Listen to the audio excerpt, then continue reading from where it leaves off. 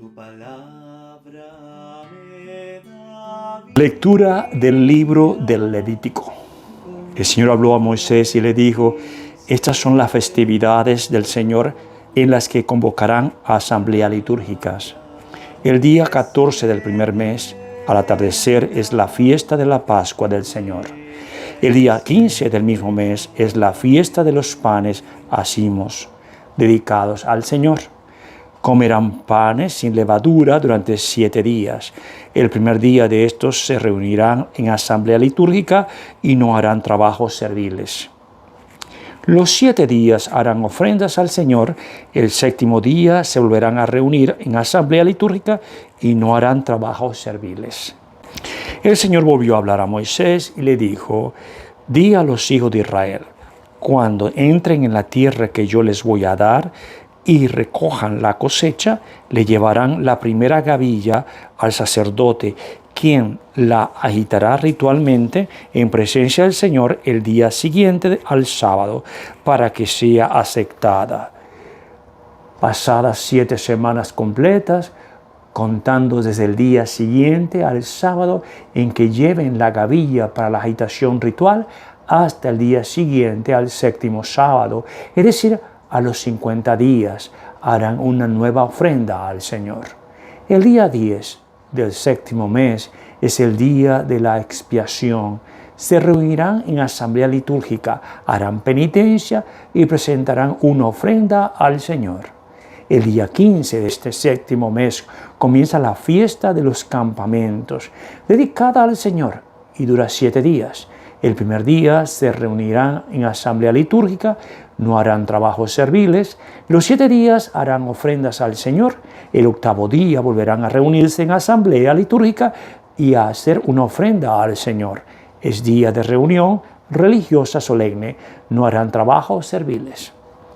Estas son las festividades del Señor en las que se reunirán en asamblea litúrgica y ofrecerán al Señor oblaciones, holocaustos y ofrendas, sacrificios de comunión y libaciones según corresponde a cada día. Palabra de Dios, te alabamos, Señor. Decimos todos: aclamemos al Señor nuestro Dios. Entonemos un canto al son de la guitarra y de la arpa, que suene la trompeta en esta fiesta, que conmemora nuestra alianza. Todos aclamemos al Señor nuestro Dios, porque esta es una ley en Israel, es un precepto que el Dios de Jacob estableció para su pueblo cuando lo rescató de Egipto.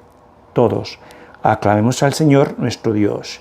No tendrás otro Dios fuera de mí, ni adorarás a dioses extranjeros, pues yo, el Señor, soy el Dios tuyo, el que te sacó de Egipto, tu destierro. Todos aclamemos al Señor nuestro Dios.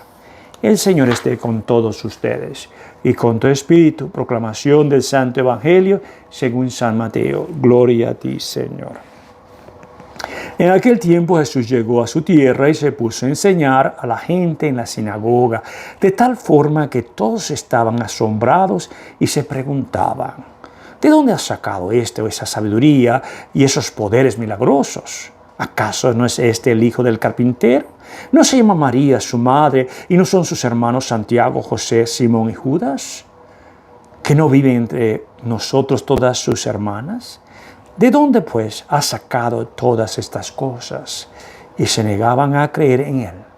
Entonces Jesús les dijo: un profeta no es despreciado más que en su patria y en su casa. Y no hizo muchos milagros allí por la incredulidad de ellos. Palabra del Señor. Gloria a ti, Señor Jesús. Quisiera en este día dedicárselo a mi querido hermano, santo querido San Juan María Vianney.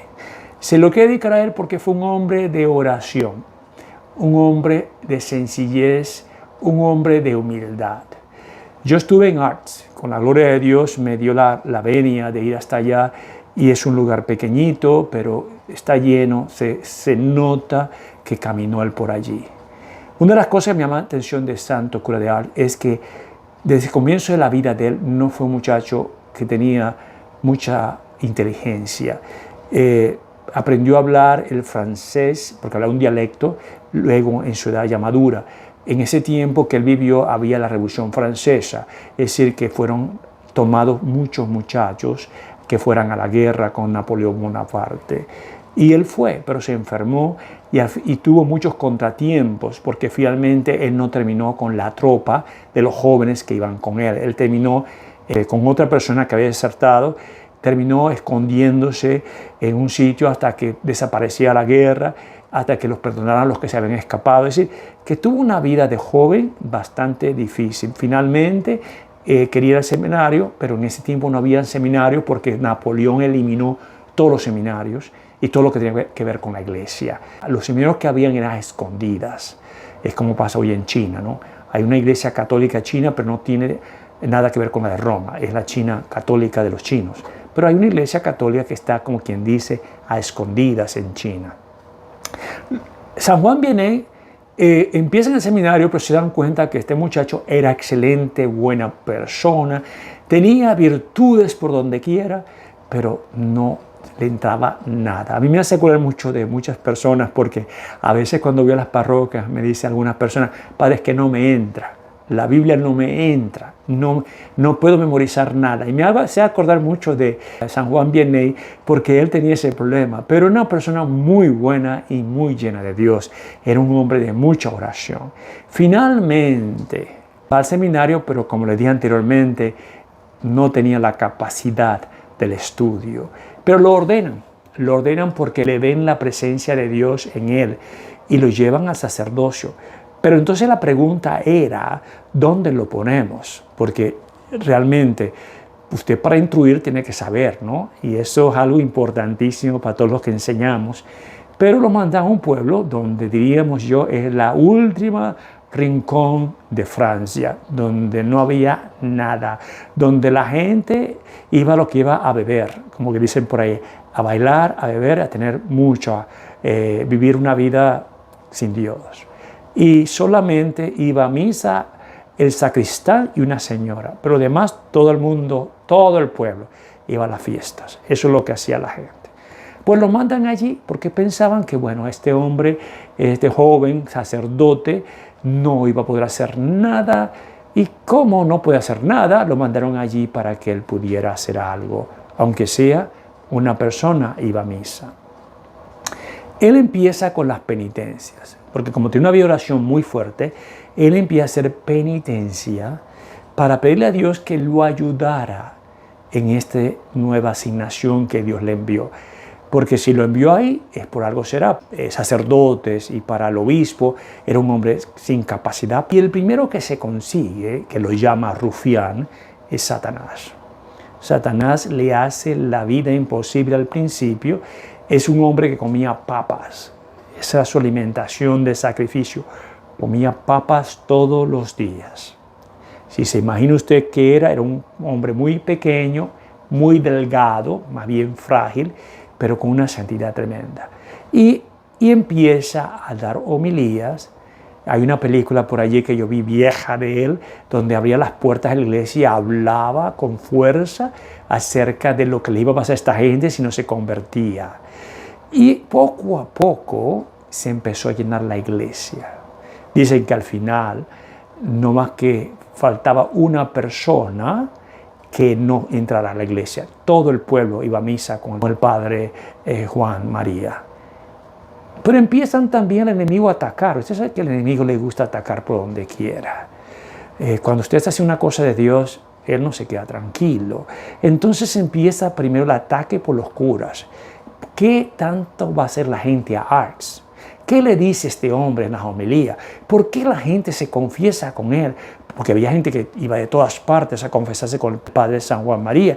¿Pero por qué? Y mandaron una comisión del obispo a ver qué estaba pasando con Juan y qué es lo que hacía San Juan Vianney allí.